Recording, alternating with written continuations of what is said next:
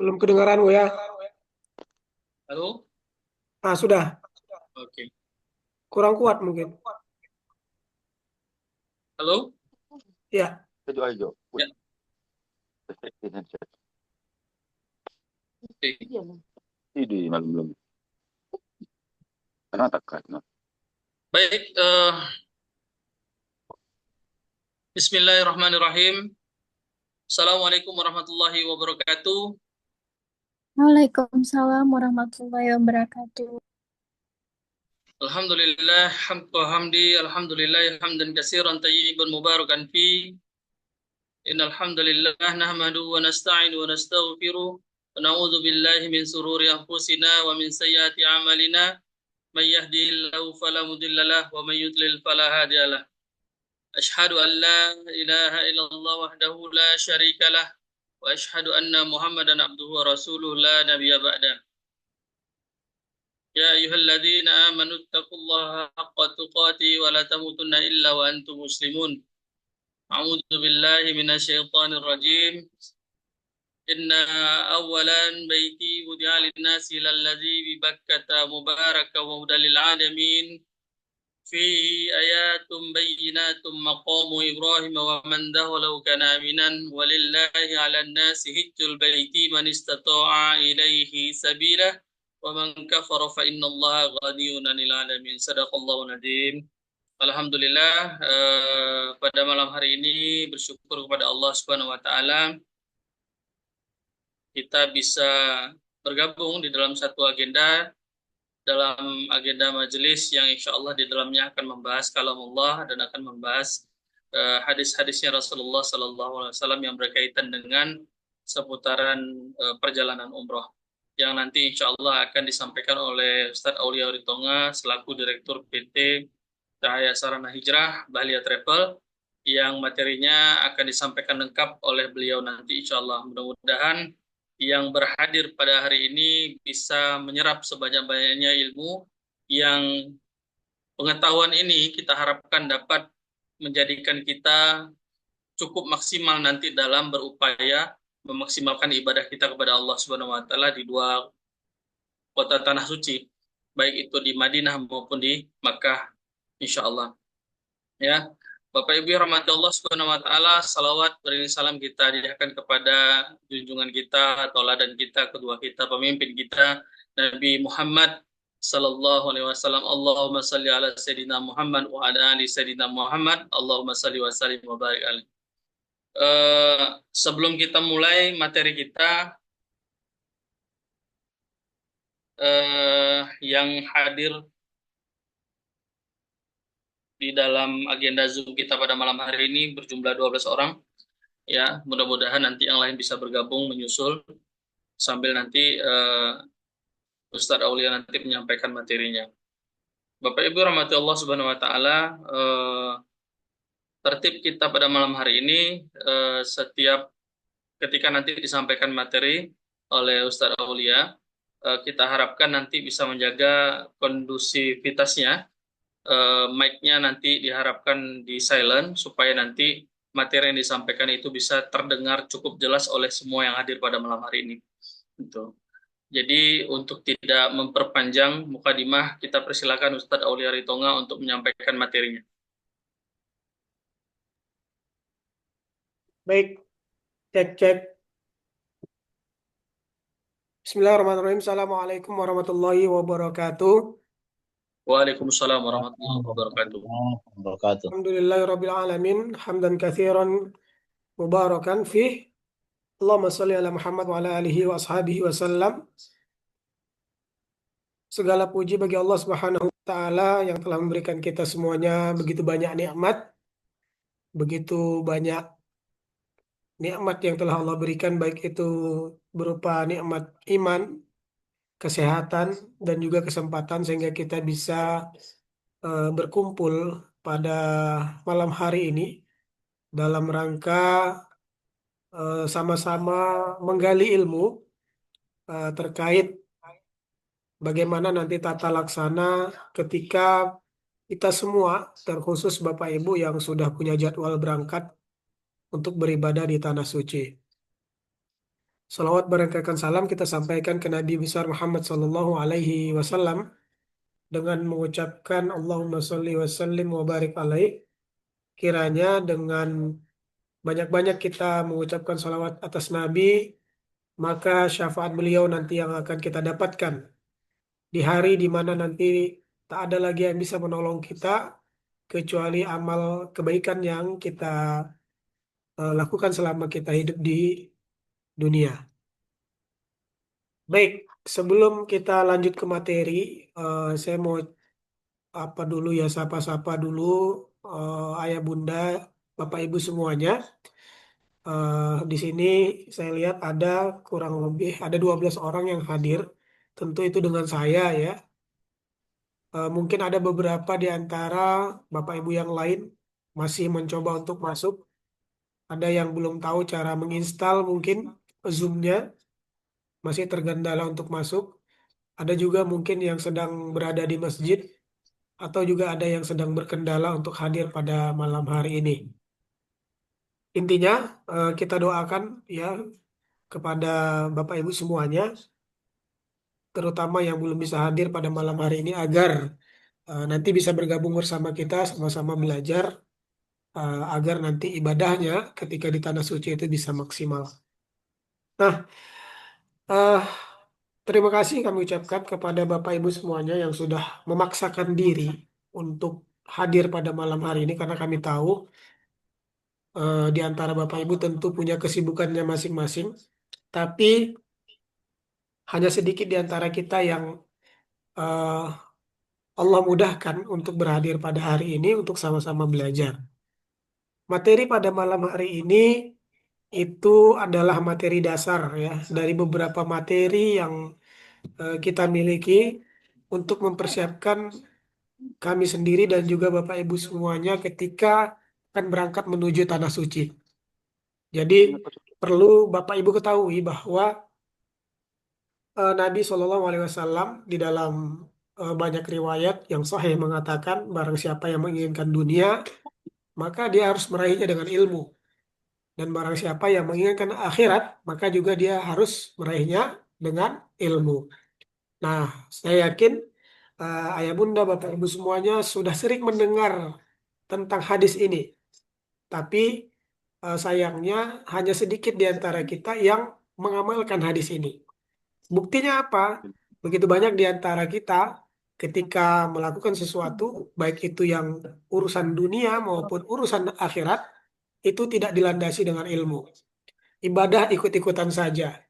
Bekerja ikut-ikutan saja, ya, tanpa dilandasi dengan ilmu. Makanya banyak di antara kita, terutama masyarakat Indonesia, ya, secara duniawi begitu-begitu saja. Ya, kenapa? Karena merasa dengan mencontek orang saja itu sudah cukup. Padahal orang lain yang sukses, dia bisa sukses di dunianya itu karena dia belajar. Begitu juga dengan urusan akhirat, Bapak Ibu semuanya. Nah, Bapak Ibu semuanya itu mau ke tanah suci, ini urusannya urusan akhirat. Kalau mau sukses perjalanan selama di tanah sucinya, tentu kita mesti meraihnya juga dengan ilmu. Nah, kesempatan malam ini adalah materi pembuka, materi paling dasar, tapi yang jarang sekali orang memahaminya. Akhirnya apa? Ketika mereka berangkat ke tanah suci yang mereka dapat, eh, apa yang mereka dapat? Ada yang hanya ingin berfotoria saja, ada yang hanya ingin supaya dibilang keren sama tetangganya, gitu kan?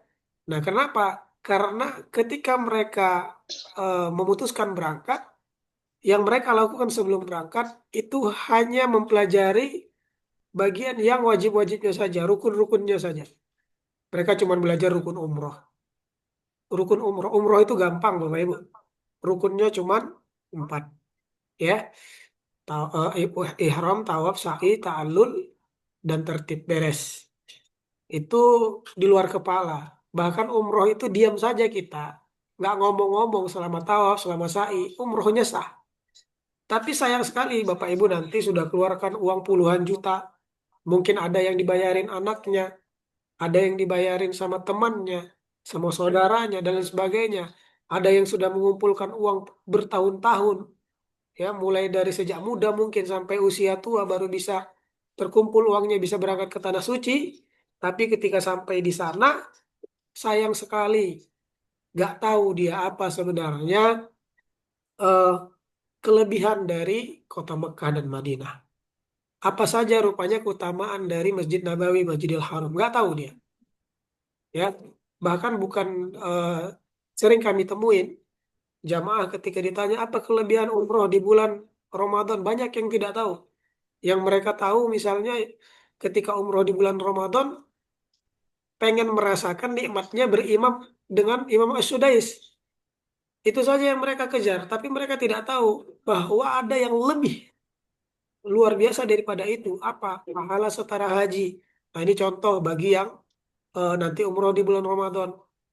Nah, ada juga ketika ditanya jamaah, kenapa mau ke Tanah Suci? Iya, pengen sekali lihat Ka'bah. Lihat Ka'bah itu sunnah, Bapak Ibu. Tapi ada satu pahala yang Bapak Ibu kalau betul-betul pelajari, Bapak Ibu akan mendapatkan pahala yang besar. Apa itu yang perlu diketahui? Pahala sholat di Masjidil Haram itu sendiri. Nah, banyak orang karena tidak sadar dia begitu besarnya pahala di Masjidil Haram sholat, akhirnya apa? Ya, ketika waktu sholat mereka ngabisin waktu untuk belanja. Ya, ketika waktu sholat mereka berleha-leha, bersantai-santai, nggak ikut sholat jamaah. Padahal ya sholat sendiri dengan sholat jamaah kita tahu pahalanya berbeda, apalagi dilakukan di Masjidil Haram. Nah, ini pembuka Bapak Ibu ya. Mudah-mudahan nanti eh, setelah kita pelajari ya sama-sama belajar materi yang pertama ini ya, mudah-mudahan ya setelah ini Bapak Ibu lebih semangat lagi mempersiapkan diri untuk berangkat ke tanah suci. Ya, selain persiapan-persiapan yang lain. Nah, ini saya share dulu materi kita pada malam hari ini. Kelihatan di layar Bapak Ibu semuanya Lihat, materi. Oke, baik. Nah, yang pertama materi yang mau kami bagikan ke Bapak Ibu semuanya keutamaan Mekah dan Madinah. Kenapa materi ini yang pertama kami bagikan? Kenapa bukan rukun umroh? Kenapa enggak apa yang dibaca saat tawaf? Kenapa bukan itu yang kami sharingkan kepada Bapak Ibu? Karena Bapak Ibu, ya, ini ibarat anak-anak.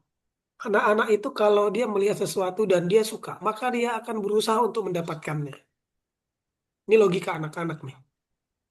Bahkan orang dewasa pun seperti itu. Ketika dia menyukai sesuatu, misalnya perempuan menyukai misalnya emas, kalung emas, gelang emas, ya. Ketika ada kecintaan dalam hati, maka muncullah keinginan untuk memilikinya dan memperjuangkannya. Laki-laki misalnya suka mobil, ya. Ketika dia tahu, oh mobil ini keren, harganya sekian, maka dia akan memperjuangkan untuk memilikinya. Sama Mekah dan Madinah, kalau tidak kita tanamkan kecintaan sejak awal, kita nggak akan mau berusaha untuk melakukan yang baik-baik di sana. Kalau kita nggak tahu keutamaan Mekah, tentu Bapak Ibu nanti ketika ke Mekah tujuannya cuma satu, umroh. Apa itu umroh?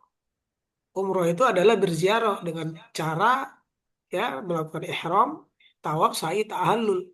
Kalau cuma Bapak Ibu taunya sekadar itu saja, tidak tahu yang lain, maka amalan-amalan yang lain nanti Bapak Ibu akan sepelekan di sana.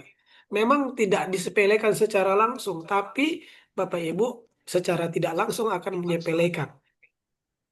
Nah, makanya kami tidak mau Bapak Ibu sudah keluar uang puluhan juta, tapi nyampe sana yang dikejar cuman umrohnya tok, ibadah yang lain nggak dikerjain.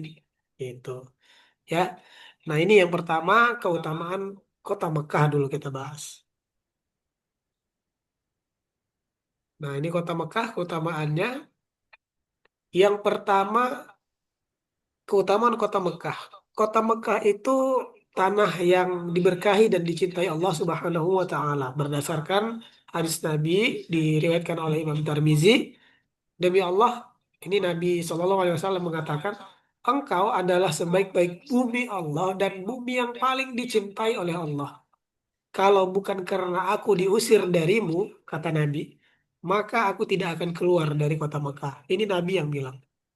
Begitu cintanya Nabi Shallallahu Alaihi Wasallam eh, kepada kota Mekah. Nah, Mekah itu Bapak Ibu bumi yang paling dicintai oleh Allah.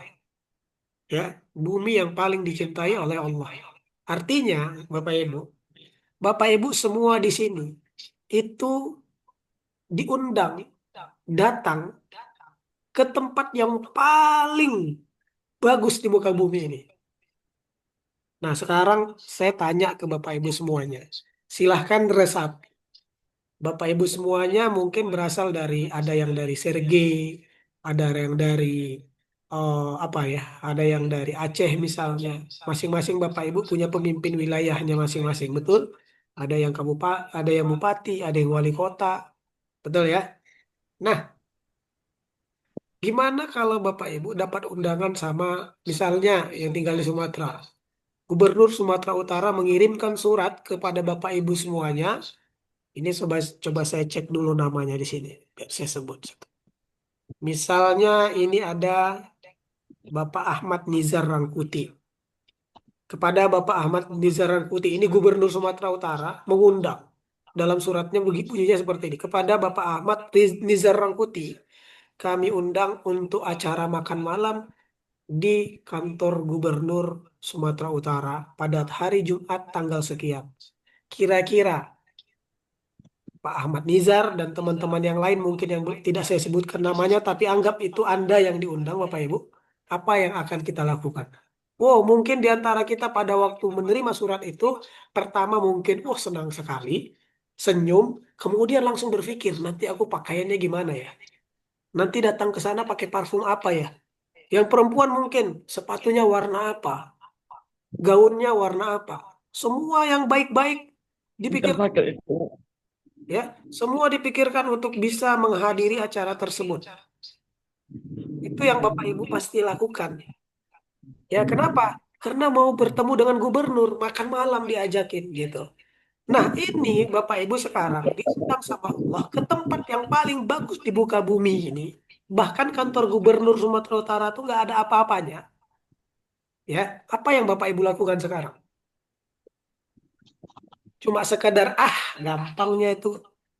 Uangku banyak kok bisa bolak-balik ke sana. Apakah itu yang Bapak Ibu lakukan? Kalau itu yang Bapak Ibu lakukan sekarang, yuk luruskan lagi niat.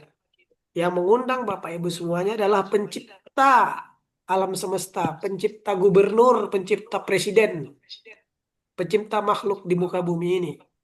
Dan Bapak Ibu semuanya diundang ke tempat yang paling agung di muka bumi ini, Mekah dan Madinah. Terus Bapak Ibu persiapannya gimana? Apa hanya sekedar saja atau lebih hebat daripada Bapak Ibu ketika diundang gubernur? Kalau Bapak Ibu lebih hebat persiapannya ketika diundang gubernur sama bupati, berarti ada yang salah Bapak Ibu. Artinya ada yang salah dan perlu diperbaiki. Karena ya yang mengundang Bapak Ibu itu adalah Allah Subhanahu wa taala, Zat Maha Agung yang menciptakan langit dan bumi, yang menciptakan para pemimpin-pemimpin kita itu. Ya, yang pertama. Jadi, yang pertama Bapak Ibu, yuk kita luruskan niat kita dulu. Kita sadari bahwa ini aku diundang ke tempat paling dicintai oleh Allah Subhanahu wa taala dan yang mengundangku ke sana adalah Allah Subhanahu wa taala. Maka mulai dari sekarang aku harus mempersiapkan diri. Apa yang dipersiapkan bukan cuma pakaiannya yang bagus, tidak. Bukan cuma itu, tapi ilmunya kita persiapkan. Ketika ada kesempatan untuk belajar, paksakan belajar. Karena ilmu tentang tanah suci dan juga haji dan umroh itu bukan ilmu yang tiap hari kita hadapi. Bukan bukan peristiwa yang setiap hari kita hadapi. Peristiwa yang mungkin di antara salah satu orang hanya sekali seumur hidup. Bapak Ibu mungkin bisa ke tanah suci, mungkin sekali seumur hidup. Mungkin, ya. Jadi kalau itu hanya kesempatan sekali seumur hidup, persiapannya harus yang terbaik. Ya, persiapkan ilmunya. Ya, pelajari gimana tata cara sholat yang benar. Gimana wudhuku udah benar belum? Wudhuku udah benar belum? Jangan-jangan aku wudhu dari dari ujung kuku nggak lewat dari siku. Jangan-jangan masih seperti itu. Karena banyak kami perhatikan yang kayak gitu. Wudhunya aja belum benar. Gimana nih Al-Fatihahnya udah benar belum bacaannya? Jangan-jangan baca Bismillah aja masih belepotan. Yuk paksakan untuk belajar, Bapak Ibu. Mumpung masih ada waktu. Ya, itu yang pertama. Ya, yang kedua,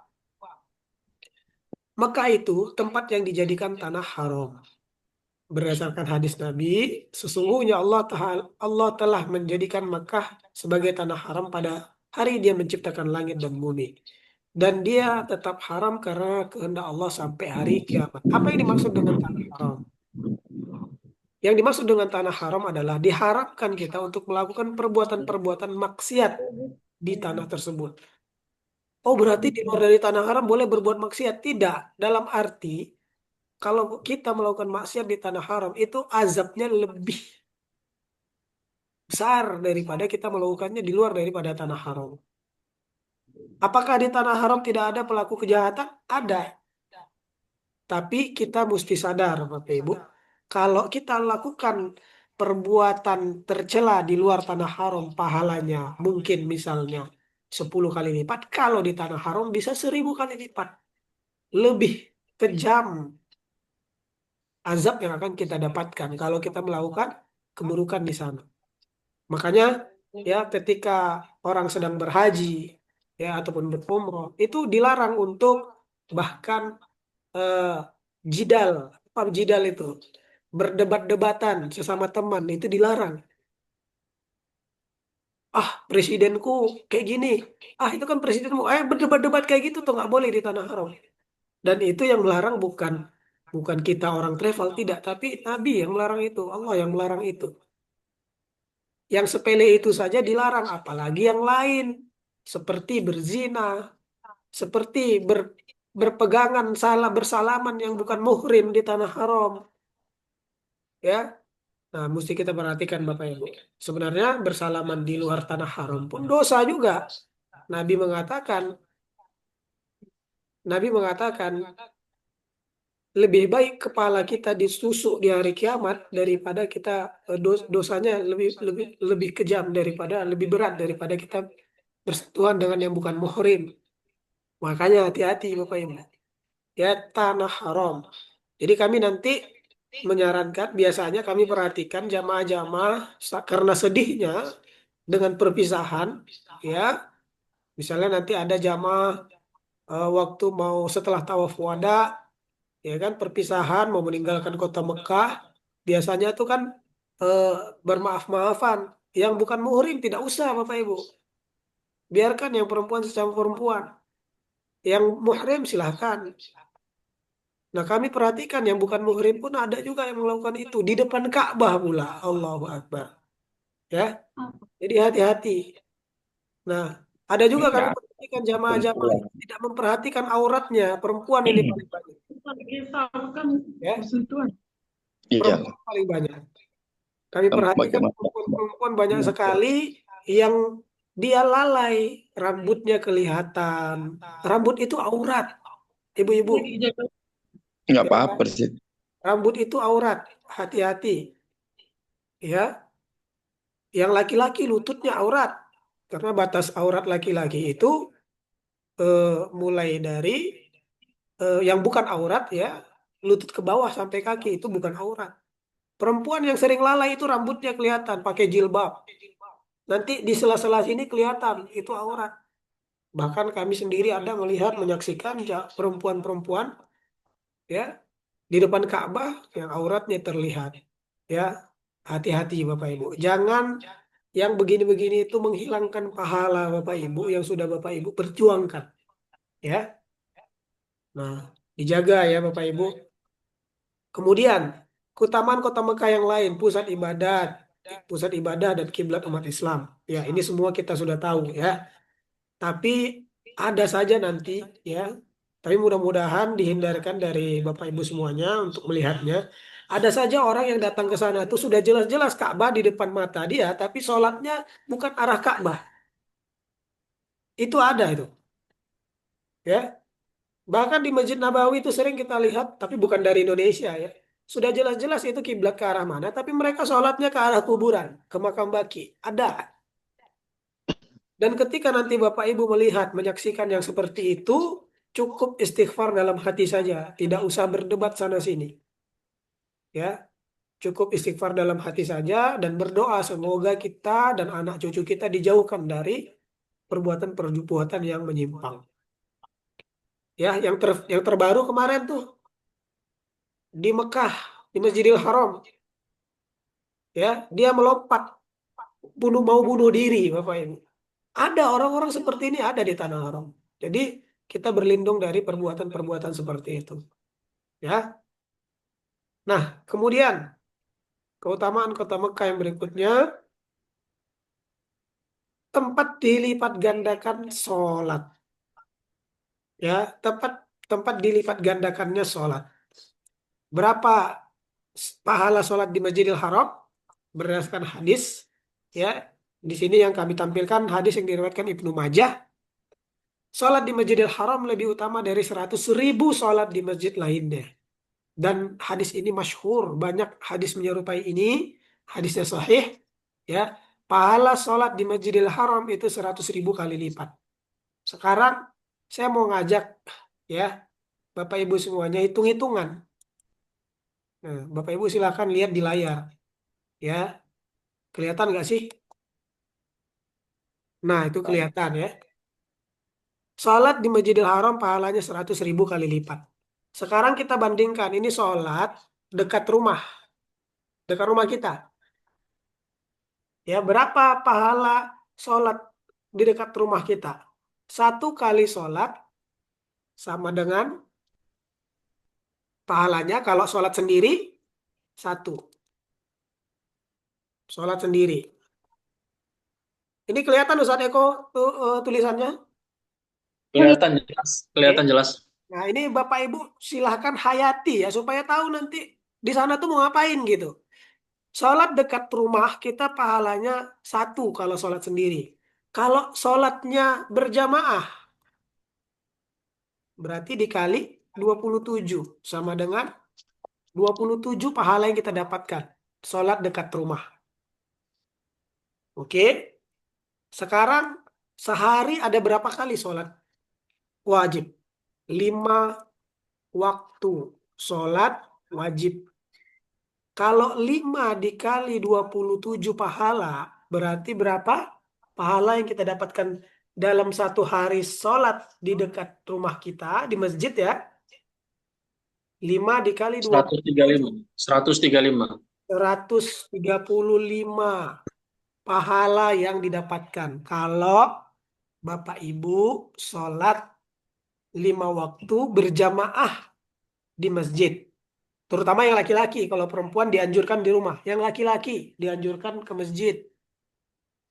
Ya, ini kita catat ya, sehari. Sekarang berapa perbandingannya? Ini di Mekah, Masjidil Haram. Berapa yang kita dapatkan sholat sehari pahalanya? Ya, satu kali sholat di Masjidil Haram pahalanya 100 100.000. kali lipat. Ini sholat sendiri. Kalau berjamaah berarti 100.000 Kali 27. kali 27. Berapa? Kita kalikan. Kebetulan saya buka kalkulator ini Bapak Ibu. Saya nggak jago matematika. 100.000 ya kan dikali 27. 2.700.000. 2,7 juta. 22 juta. 2.700.000. 2,7 juta. 2,7 juta pahala satu kali sholat berjamaah di Masjidil Haram.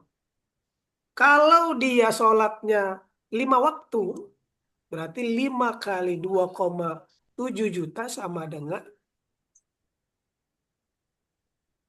13,5. kali 5, Nah, kalkulator kali 5, 13,5 juta pahala. Ini Bapak Ibu, silakan bayangkan. Bapak Ibu sholat di Masjidil Haram secara berjamaah 5 waktu, satu hari 13,5 juta. Sementara di dekat rumah kita, pahalanya satu hari berjamaah di masjid 135. Jauh atau jauh banget? Jauh banget Bapak Ibu. Pertanyaannya, butuh berapa tahun Bapak Ibu untuk bisa mendapatkan pahala 13,5 juta ini? Tinggal dibagikan saja. Kemarin kalau saya sudah hitung butuh puluhan tahun mendapatkan pahala ya setara dengan satu satu hari sholat di Masjidil Haram. Lantas ada jamaah. Ketika misalnya waktu sholat, dia lebih asik belanja.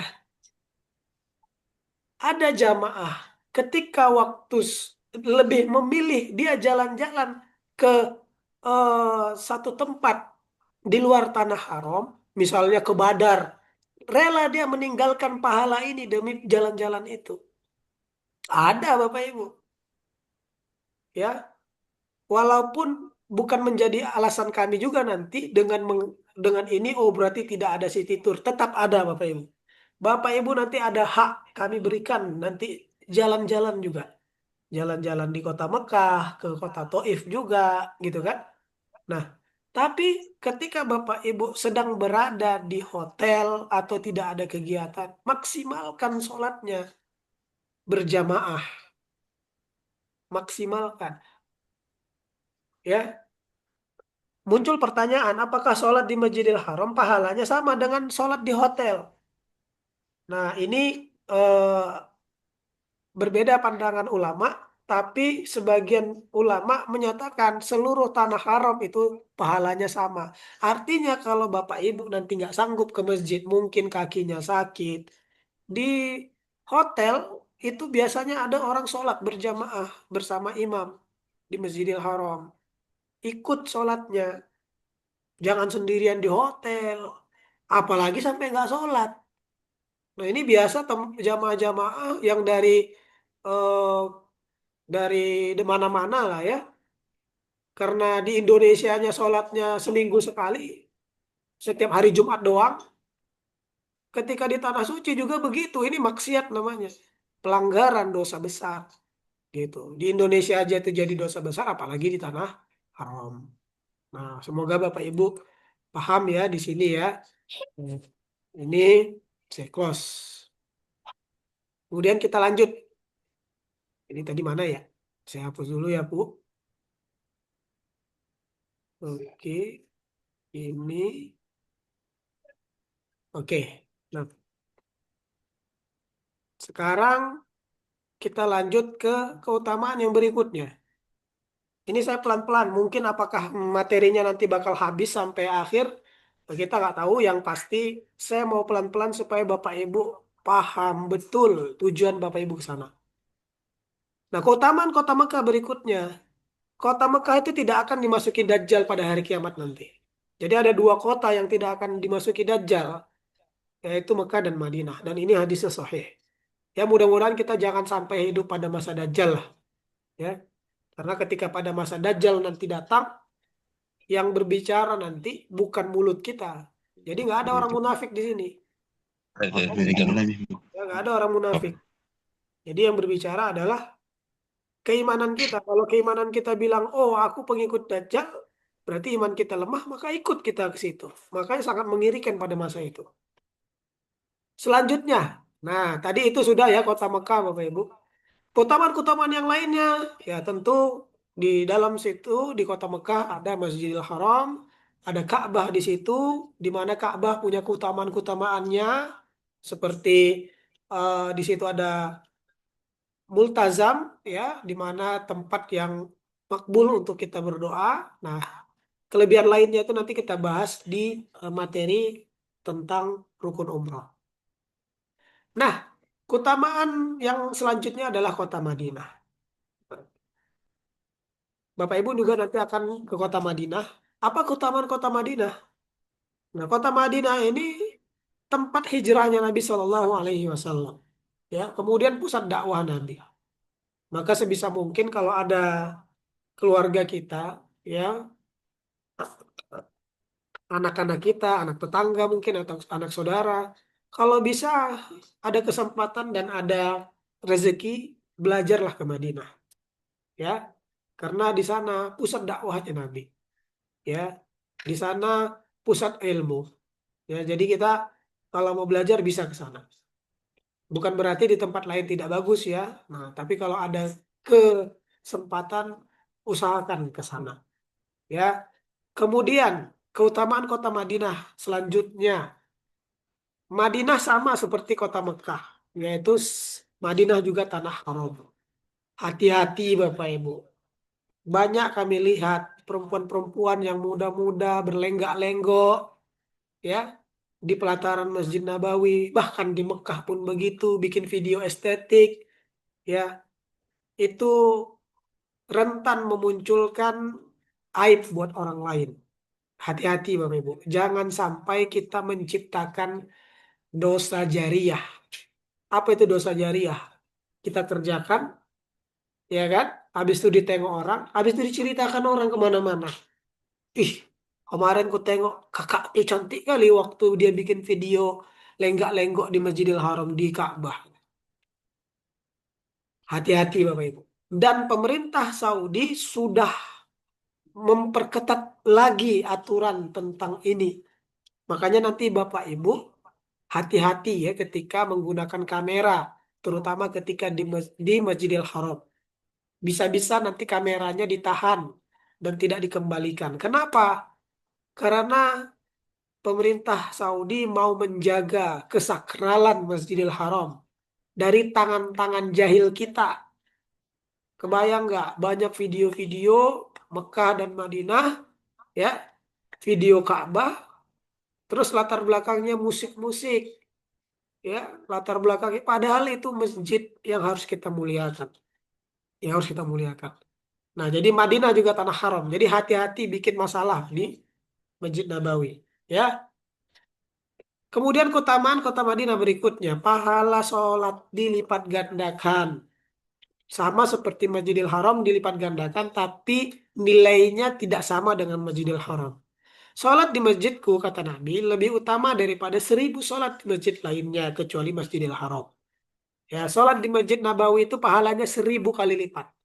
Kalau tadi di Masjidil Haram 100.000 kali lipat, satu hari sholat 5 waktu kita dapat 13,5 juta pahala, yang mungkin kalau kita di Indonesia mati 2 kali juga belum tentu dapat pahala itu, ya. Kalau di Masjid Nabi 1.000 kali lipat, ya. Nah, ada 3 masjid yang disunnahkan oleh Nabi untuk kita perjuangkan untuk datang ke sana. Ya, hanya ada 3 masjid yang Nabi perintahkan kita boleh untuk bersusah-susah datang ke sana. Masjid apa itu? Bukan Masjid Baitur Rahman Banda Aceh, bukan. Bukan Masjid Raya Al-Mashun Medan, bukan. Tapi Masjidil Haram, Masjid Nabawi, dan Masjidil Aqsa. Hanya 3 masjid ini boleh kita bersusah payah untuk datang ke sana.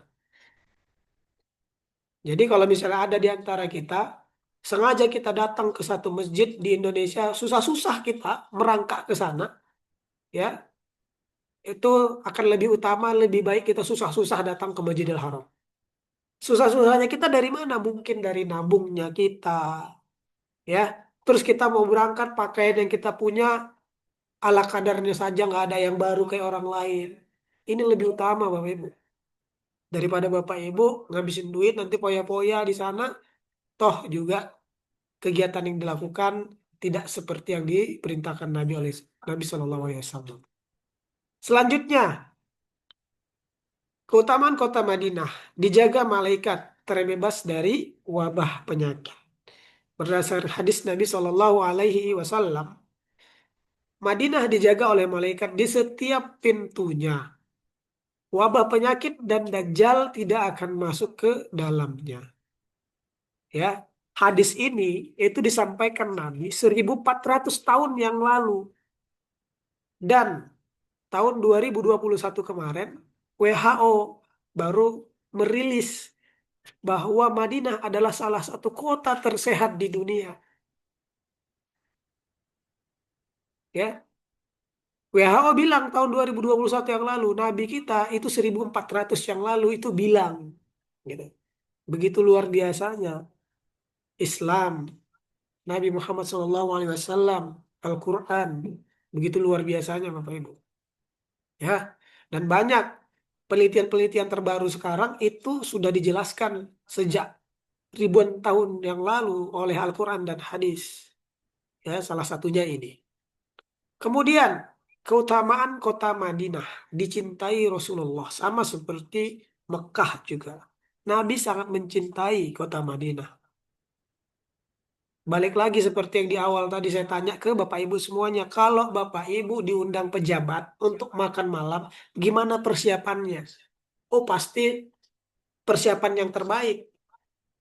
Bisa dipastikan Bapak Ibu datang ke undangan makan-makan tersebut nggak pakai pakaian tidur, bisa dipastikan itu. Bisa dipastikan Bapak Ibu pakai sepatu yang sudah bersih. Bahkan kalau punya mobil, mungkin mobilnya dicuci dulu. Itu bisa dipastikan. Nah, kita diundang oleh Allah untuk datang ke dua tanah suci. Apa yang kita persiapkan? Kalau dari pakaian misalnya, nggak punya duit untuk beli baju yang baru, baju yang lama sudah dicuci belum? Ya. Kemudian, uang yang kita gunakan untuk berangkat ke sini, uang halal tidak? Jangan-jangan baru hasil pinjaman dari kredit kur. Jangan-jangan kita ngutang sama teman untuk berangkat ke sini, terus temannya tersiksa karena kita hutang duitnya. Hati-hati Bapak Ibu. Maka nanti sebelum Bapak Ibu berangkat, ya ada adab safar. Nanti ada materinya khusus tentang adab safar. Apa yang harus kita lakukan sebelum kita berangkat dari rumah? Ya, apa yang mesti kita lakukan? Ya, mulai dari yang pertama kita harus minta maaf dulu ke tetangga. Kalau ada hutang, ya kita lunasi hutang kita dulu. Kalau belum sanggup lunasnya, minta izin dulu.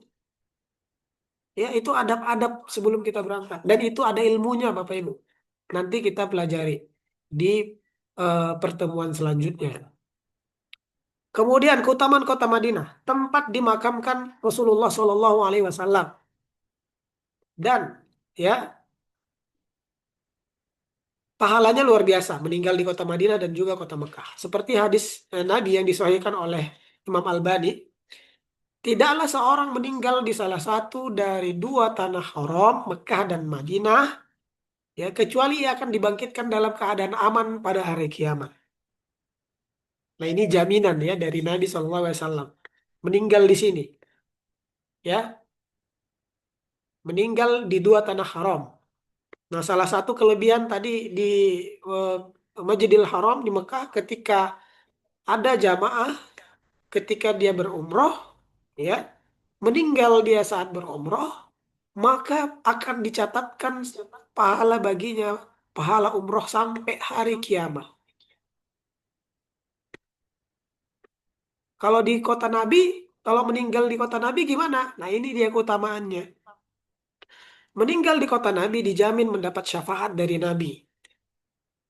Kalau tadi ketika di awal pembuka, ya, kita bilang semoga dengan memperbanyak sholawat kepada Nabi kita bisa mendapatkan syafaat. Ini ada salah satu cara lagi kalau mau dapat syafaat dari Nabi. Apa itu? Meninggal di kota Nabi. Tapi meninggal beneran ya, bukan bunuh diri kayak yang dilakukan sama yang kemarin viral di Masjidil Haram itu. Meninggal mungkin kita karena sakit di sana. Ya intinya meninggal dengan cara yang benar.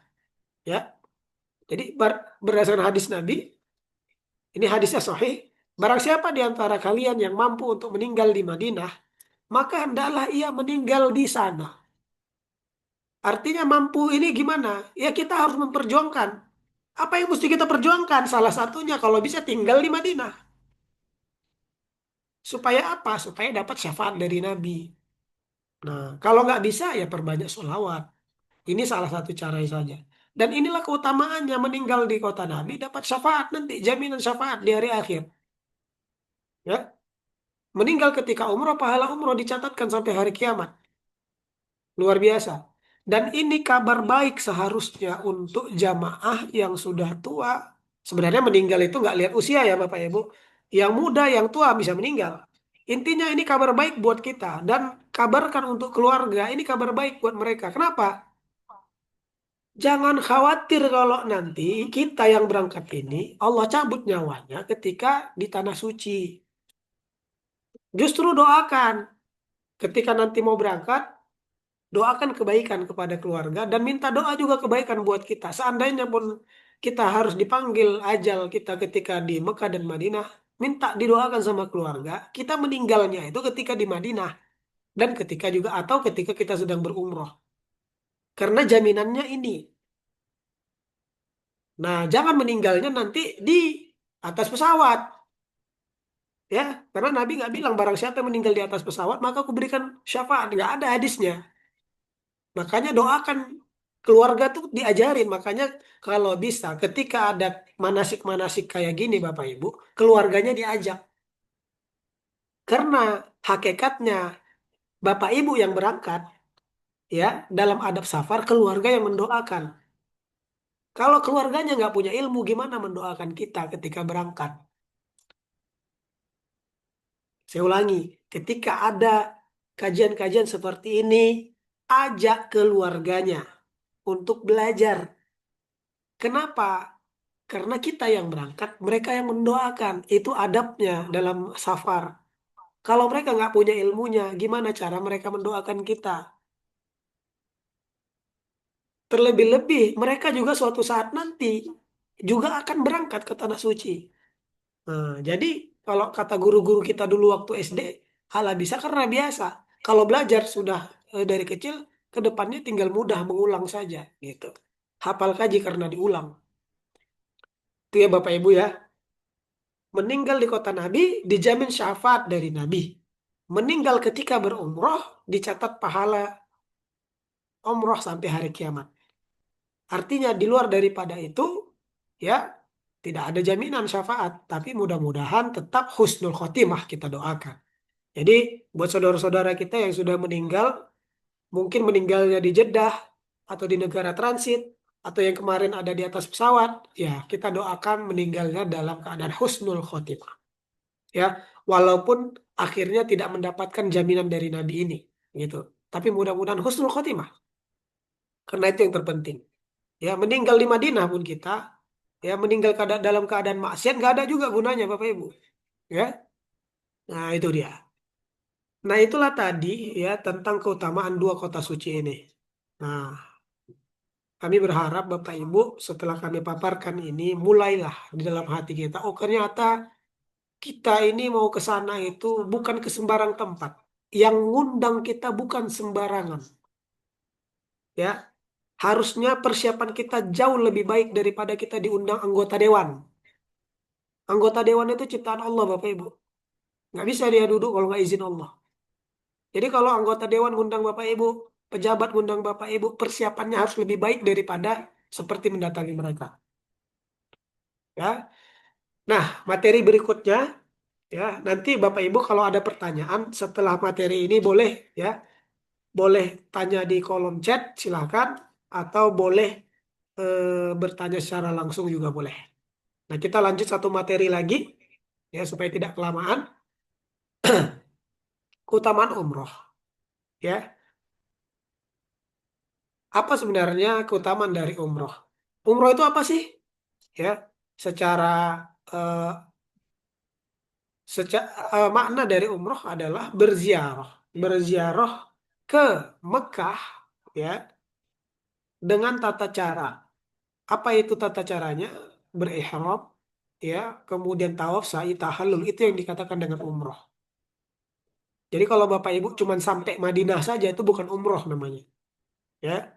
Jadi umroh itu adalah proses pelaksanaan ihram, tawaf, sa'i, tahallul itu umroh, ya. Nah, keutamaan umroh apa? Ya, ada banyak keutamaan umroh. Ini kita tampilkan beberapa supaya Bapak Ibu bisa maksimal nanti ibadahnya, ya. Umroh itu ya keutamaan yang pertama menghapus dosa. Antara satu umroh ke umroh yang lain adalah penghapus dosa di antara keduanya.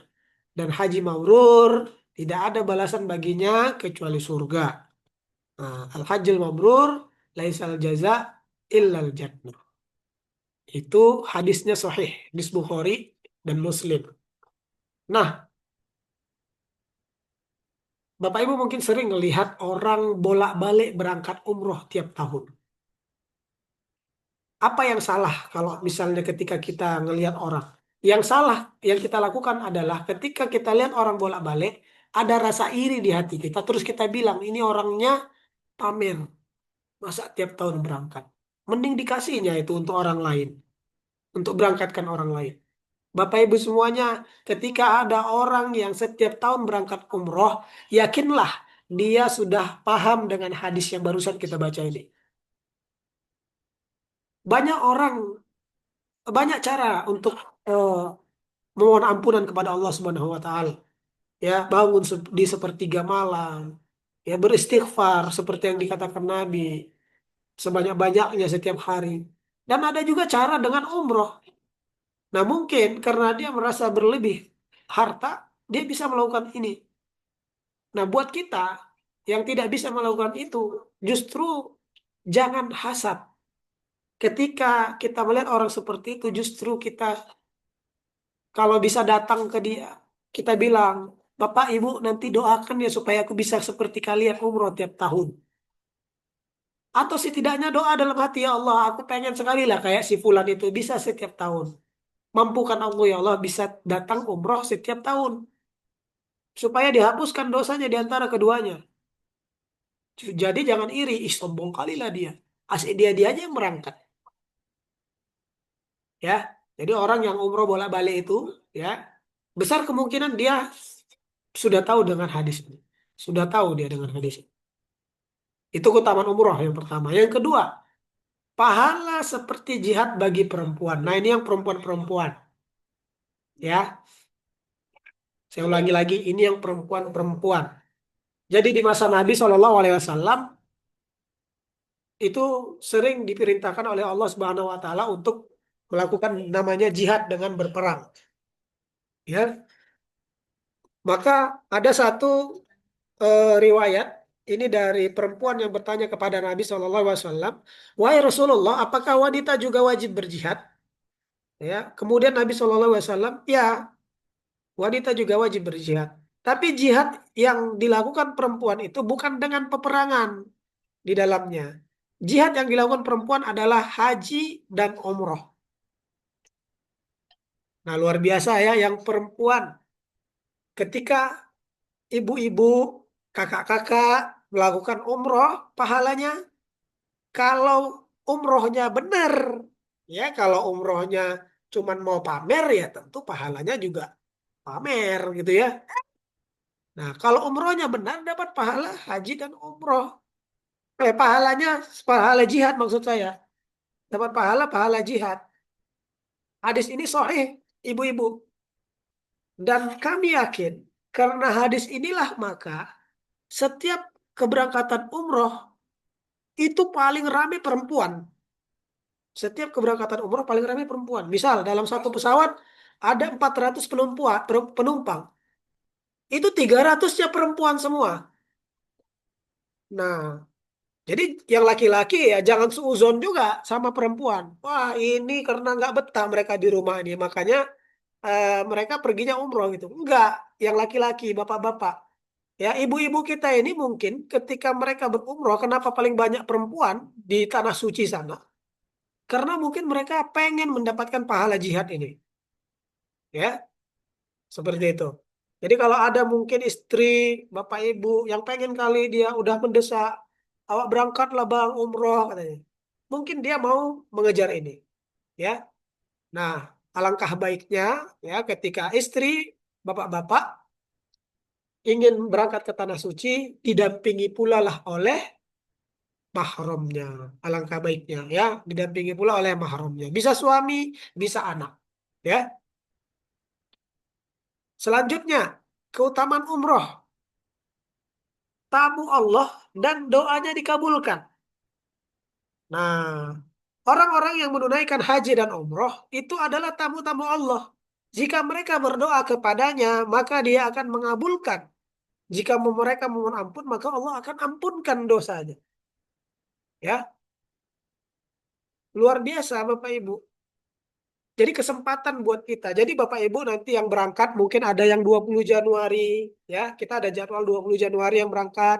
Kemudian nanti ada yang di 17 Februari, itu yang awal Ramadan. Kemudian nanti ada yang di 19 Februari yang full Ramadan 34 hari, ya. Kemudian ada nanti yang berangkat juga di bulan Syawal, ya. Di 4 Syawal juga ada yang berangkat kita.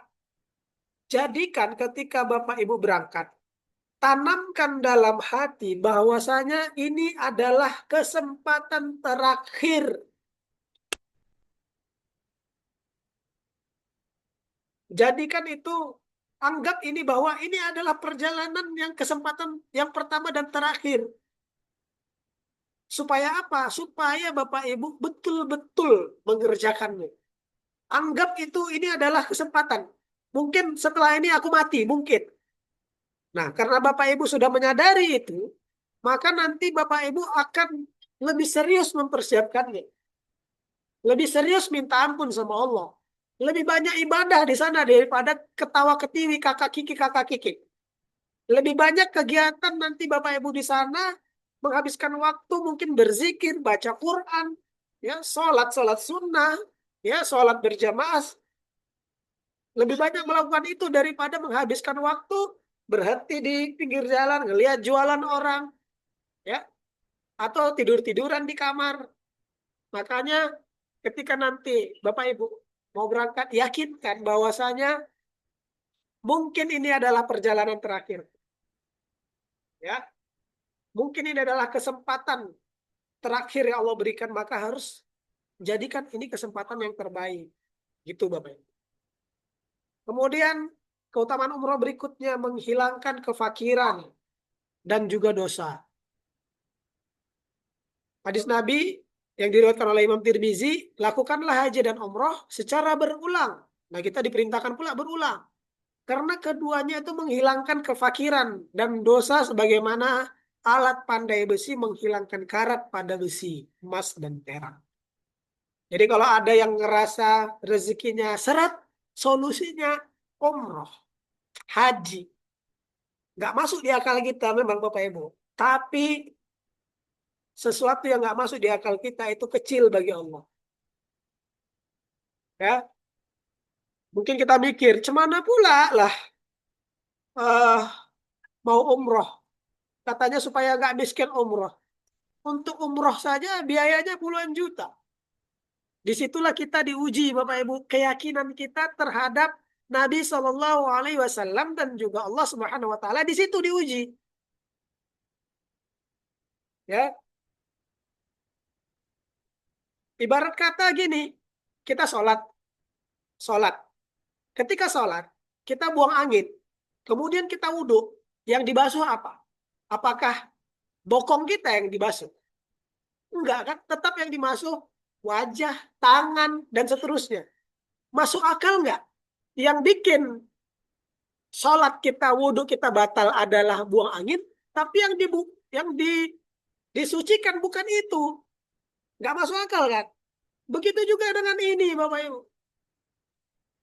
Ya, umroh bisa menghilangkan kemiskinan, tapi untuk ke sana mesti keluar duit dulu. Lantas apa yang diajarkan buat kita di sini? Ujian keyakinan kita kepada Allah dan Rasul-Nya. Disinilah ketauhidan kita diuji. Kita betul-betul percaya sama Allah dan Rasul-Nya enggak. Dan hanya orang-orang yang percaya sama Allah dan Rasul-Nya lah ketika dia pulang, maka kemiskinan itu hilang. Dan banyak bukti yang sudah melakukan itu. Bahkan di antara Bapak Ibu yang hadir pada malam hari ini, itu ada yang sudah membuktikan itu.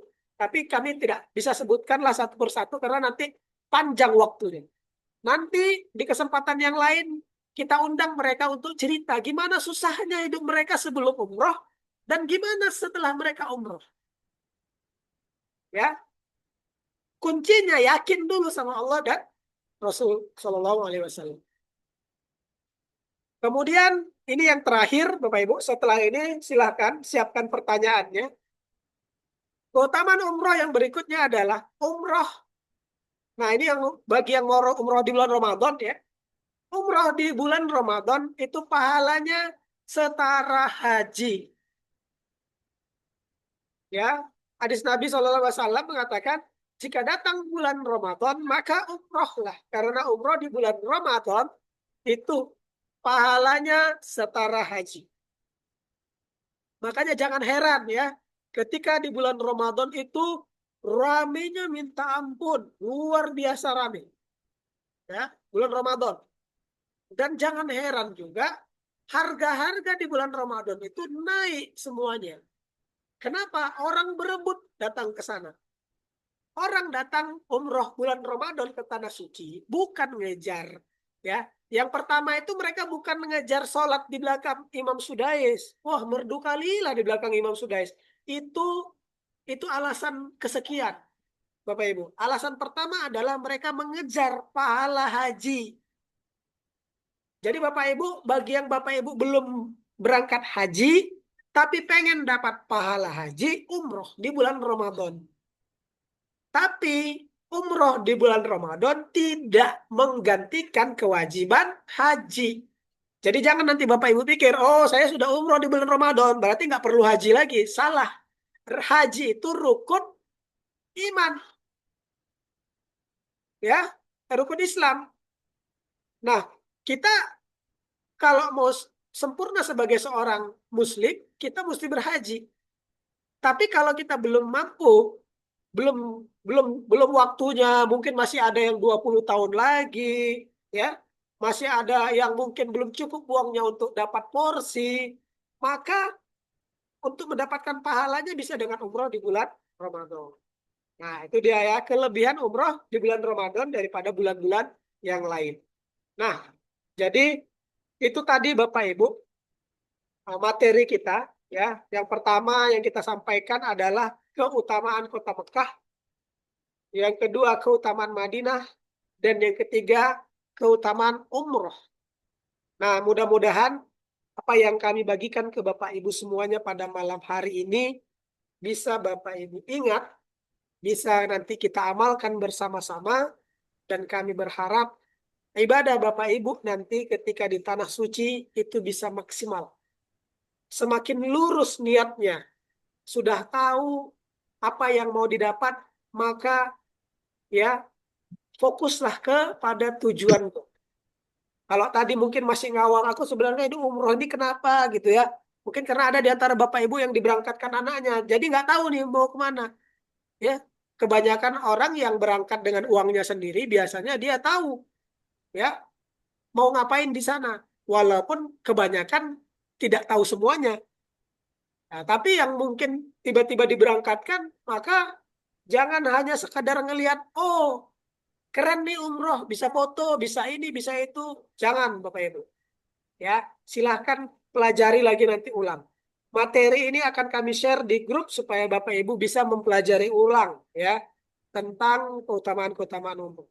Saya kira Bapak Ibu itu saja yang bisa kami sampaikan kepada Bapak Ibu terkait materi kita pada malam hari ini.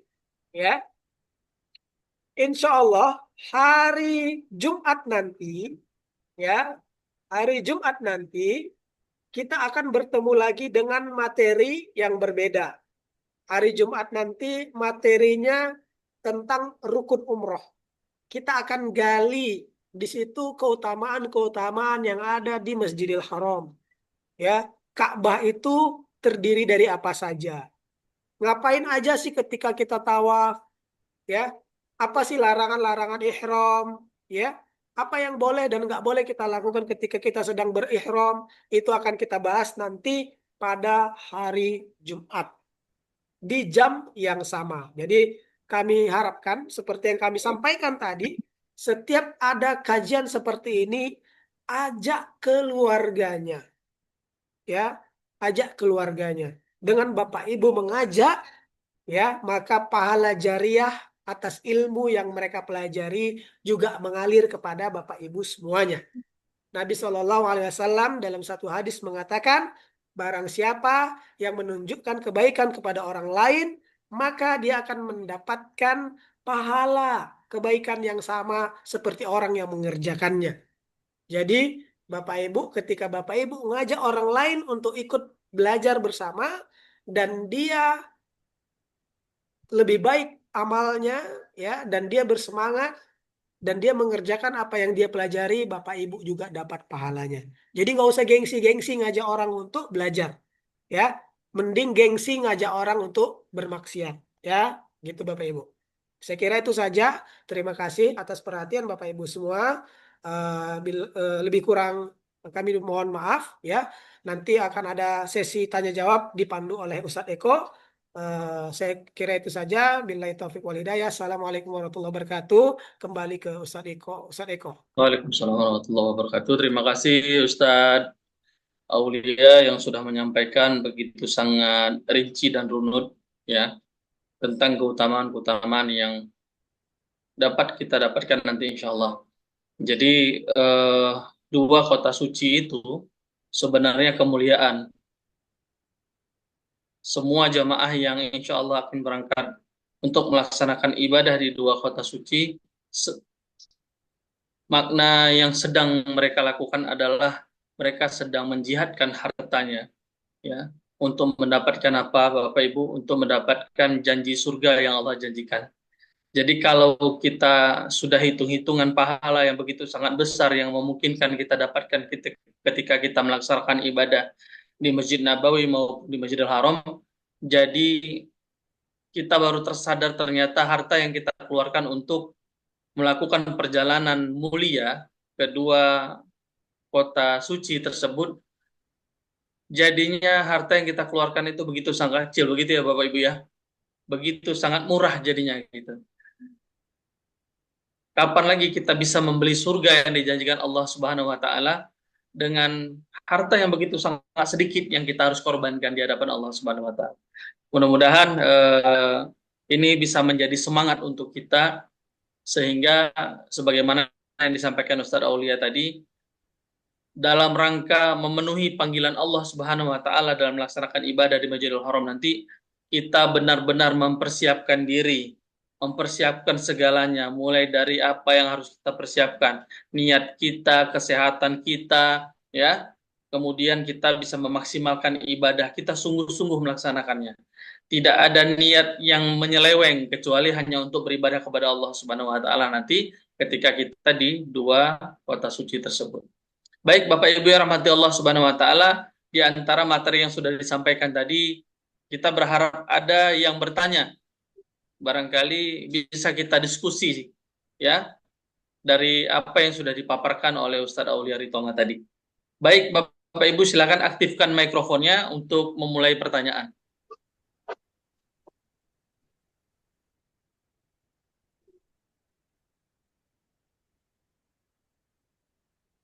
Silakan Bapak Ibu, kalau malu bertanya lewat mikrofon bisa lewat chat ya.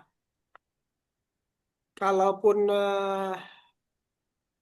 mungkin masih bingung terkait apa yang mau ditanyakan, mungkin nanti bisa juga di grup ya, berdiskusi di grup. Atau bisa japri kami juga boleh. Karena mungkin ada di antara Bapak Ibu yang sungkan ya. Tapi perlu kami sampaikan Bapak Ibu, jika Bapak Ibu bertanya, maka itu akan jadi pahala jariah buat Bapak Ibu. Kenapa? Karena ketika pertanyaan Bapak Ibu dijawab dan jawaban itu memberikan ilmu tambahan buat orang lain, maka itu adalah kebaikan buat Bapak Ibu semuanya. Jadi jangan sungkan-sungkan untuk bertanya. Kalaupun tidak ada di sini, tidak ada masalah ya, karena memang setiap Ya. kajian kami jarang ya mendapatkan pertanyaan. Nah, seperti itu. Silakan ada yang mau bertanya, boleh. Assalamualaikum warahmatullahi wabarakatuh, Ustaz. Waalaikumsalam Waalaikumsalam. warahmatullahi wabarakatuh. Ini ada pertanyaan sedikit. Tadi kan kalau kita mau umroh, jadi yang diselesaikan dulu utang-utang kita kan selesai semua, baru kita, baik itu utang yang materi atau lain. Nah, jadi pertanyaannya, jika kita yang berangkatkan orang dari tidak kita, uh, bukan dari kita, tapi orang yang kayak mana itu Ustaz? Utang kita masih ada. Apa? Oh, itu baik atau kurang baik? Baik, Pak, Eh, langsung saja kita jawab ya. Bismillah. Jadi pertanyaan tadi memang kurang begitu jelas karena putus-putus, tapi saya menyimak intinya kalau kita punya utang, apa yang harus kita Hmm, lakukan? Sementara kita ini berangkat juga diberangkatkan orang misalnya, seperti itu. hmm, Jadi ini merupakan bagian adab safar ya, di mana eh, kita dalam disyariatkan ketika sebelum berangkat eh, yang pertama dulu meminta maaf ya kepada tetangga, keluarga gitu ya. Kemudian kalau ada utang kita hmm, bayar dulu. Nah, tapi kalau misalnya memang kita belum punya kemampuan untuk membayar utang, terlebih misalnya kita berangkat juga diberangkatkan anak misalnya, atau diberangkatkan keluarga gitu ya. Kita harus datang kepada hmm, orang yang kita hutangin dan kita menjelaskan hmm, bahwa seperti apa kondisinya. Kenapa? Jangan nanti ketika Bapak Ibu diketahui berangkat oleh orang yang menghutangi kita kemarin dulu misalnya, terus dia muncul perasaan suuzon, berburuk sangka kepada kita. Ini orang berangkat umroh bisa, tapi bayar hutangnya nggak mau. Nah, jadi kita perlu datang karena kita mau perjalanan semuanya kita ini perjalanan yang baik, perjalanan yang mulus. Jadi cukup kita datang izin ya Bapak, Ibu, ini kemarin ada diberangkatkan sama si fulan atau keluarga atau sini. Nah, mudah-mudahan ya jelaskan juga dengan perjalanan ini ya setelah selepas dari sana makin dilimpahkan rezeki supaya bisa bayar hutang. Karena ada nih ku dengar Nabi di dalam hadisnya mengatakan kalau kita berangkat umroh rezeki kita semakin dilapangkan. Nah, seperti itu. Jadi bisa dijelaskan seperti itu kepada orang yang kita hutangin. Dan kami yakin jika penjelasan kita terbuka ya dan kita jujur apa adanya, ya insya Allah yang kita hutangi pun paham. Karena tak mungkin juga dengan kondisi seperti itu yang mau memberikan kita berangkat, kita suruh dia bayar hutang itu kan nggak mungkin karena dia sudah punya program sendiri kan. Memang dia punya niatan, aku pengen berangkatkan si Fulan misalnya. Misalnya pengen berangkatkan Pak Solihuddin misalnya. Ya, karena dia yang berangkatkan kita nggak bisa atur-atur kayak gitu. Jadi yang mesti kita lakukan adalah ya seperti yang diperintahkan kita datangi, ya kita izin supaya diberi waktu dan mudah-mudahan setelah pulang dari sana kita bisa tuntaskan semuanya. Seperti itu. Makasih, Ustaz. Khair. Silakan Bapak Ibu yang mau bertanya, silakan diaktifkan mikrofonnya. Bu Ivo, silakan Ibu Ivo. Kita 7 menit lagi Bu ya, Bapak Ibu, supaya pas jam 21.30. Mungkin Bapak Ibu masih banyak kegiatan. Nah, paling lama kita 7 menit lagi. Kalau misalnya tidak ada, ya kita bisa tutup lebih cepat. Nanti kita bisa diskusi lebih lanjut di dalam grup. Ini Ibu Daeng ada pertanyaan Ibu. Sehat-sehat ya semua sampai nanti berangkat. Di sini jamaah ada berangkat di tanggal berapa aja selain yang di tanggal 20. Dan kami yakin ada juga yang belum punya jadwal berangkat ya, mungkin sudah punya niat tapi ikut belajar ada di sini ya. Ada kami lihat nama-namanya juga. Nah, intinya Bapak Ibu, sebelum kami tutup, pertemuan seperti ini, oh ini ada tanggal 24 Februari, ya, Ibu Ira, mudah-mudahan nanti perjalanan dimudahkan ya Bu ya. Berarti Ramadan ini Ibu Ira ya. Ibu Ira Ramadan. Ya mudah-mudahan nanti oke. Nah, kita pertemuan berikutnya saya ulangi kembali sebelum kita tutup. Pertemuan kita berikutnya itu nanti di hari Jumat, arti malam Sabtu. Niat awalnya saya mau bikin sebenarnya Bapak Ibu di hari Kamis. Cuman saya keingat biasanya orang Sumatera, ya seluruh Sumatera lah pada keseluruhan, malam Jumat itu ada wirid. Nah, Hmm. jadi kita akhirnya saya putuskan jadi di hari Jumatnya, malam Sabtu. Nah, kami menghimbau kepada semua jamaah ya yang hadir pada malam hari ini total 21 orang. Yang di grup itu ada lebih dari 60 kalau saya tidak salah. Ya kalau bisa kita hadir lebih banyak ya. Kenapa? Karena seperti yang dikatakan Nabi, faman aradad dunya fa alaihi bil ilmi ya, waman aradal akhirah fa alaihi bil ilmi. Barang siapa yang mau dia urusan dunia ini dia bisa kuasai, maka dia mesti belajar.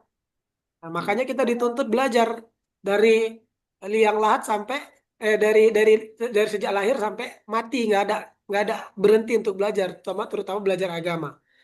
Nah, barang siapa juga yang pengen akhiratnya sukses, ya kita mesti belajar juga. Ya, Bapak Ibu, kita mesti belajar juga. Materi-materi kita, ya, materi-materi kita nanti, selain daripada ini, materi berikutnya itu ada nanti tentang rukun umroh, ya.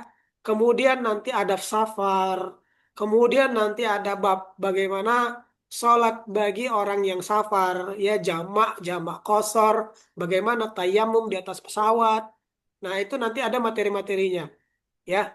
Ketika kami ada kesempatan bertatap muka langsung dengan Bapak Ibu, langsung Bapak Ibu tagih. Nggak apa-apa, kami nanti insya Allah akan langsung akan privat. Bisa privat kita. Kalau ketemu, yang menjadi masalah kan kalau nggak ketemu. Sementara ilmu itu mesti kita pelajari. Jadi Alhamdulillah dengan adanya internet ini kita maksimalkan. Ya, kita maksimalkan dengan adanya internet. Itu. Saya kira Baik, itu ya, saja. saya Itu rasa saja, sudah Ustaz. tidak ada lagi ya. Ah, Hmm. Kalau gitu kita padakan ya agenda kita malam hari ini. Ya, terima kasih kepada seluruh yang sudah berhadir pada malam hari ini. Terima kasih juga kepada Ustadz Aulia Ritonga yang sudah menyampaikan materinya yang sudah begitu sangat lengkap. Ya, kita berharap juga yang berhadir pada malam hari ini juga bisa hadir dan bisa mengajak lebih banyak saudara-saudaranya, keluarganya untuk bisa hadir di Jumat malam Sabtu nanti dalam agenda yang selanjutnya. Karena sebagaimana yang disebutkan tadi sama Ustadz Aulia bahwasanya ilmu ini penting. Bagaimana kita bisa memaksimalkan ibadah kita, tetapi sedangkan kita tidak memiliki ilmu untuk melaksanakan itu. Jangan sampai kita beribadah kepada perkara-perkara yang tidak pernah diajarkan, perkara-perkara yang tidak pernah diperintahkan. Nah, ini akan sia-sia nantinya. Kita udah berlelah-lelah melaksanakan perjalanan yang begitu sangat jauh, begitu kita melakukan ibadah yang kita tidak memiliki ilmunya, jadi terasa sia-sia jadinya semua nanti kan, gitu. Jadi makanya mudah-mudahan dengan ilmu ini kita bisa memaksimalkan ibadah kita di hadapan Allah Subhanahu Wa Taala. Baik, Bapak Ibu rahmatullah Subhanahu Wa Taala, terima kasih untuk semuanya. Mudah-mudahan kita dipanjangkan usianya, ya, supaya kita bisa terus belajar ya di dalam majelis ini, karena belajar ilmu itu sebagaimana janji yang disampaikan oleh Rasulullah Sallallahu Alaihi Wasallam, orang-orang yang bermajelis ya di dalamnya membahas ilmu-ilmu Allah itu insya Allah akan menggugurkan dosa-dosanya, ya. Kemudian Allah akan mencurah-curahkan sakinah di dalam hatinya. Jadi orang-orang yang suka belajar, jadi orang-orang yang suka bermajelis itu salah satu cirinya adalah tenang hatinya, karena dicurah-curahkan sakinah di dalam hatinya. Maka kita berharap perjalanan Bapak Ibu semuanya Allah mudahkan, Allah sehatkan, tidak ada kurang satu apapun, dan mendapatkan pahala yang maksimal di sisi Allah Subhanahu Wa Taala. Kalau gitu kita tutup agenda kita dengan lafal hamdalah. Alhamdulillahirabbil alamin, dan amin. doa kafaratul majelis. Subhanakallahumma wa bihamdika asyhadu an la ilaha illa anta astaghfiruka wa atubu ilaik. Assalamualaikum warahmatullahi wabarakatuh. Waalaikumsalam. Waalaikumsalam warahmatullahi wabarakatuh.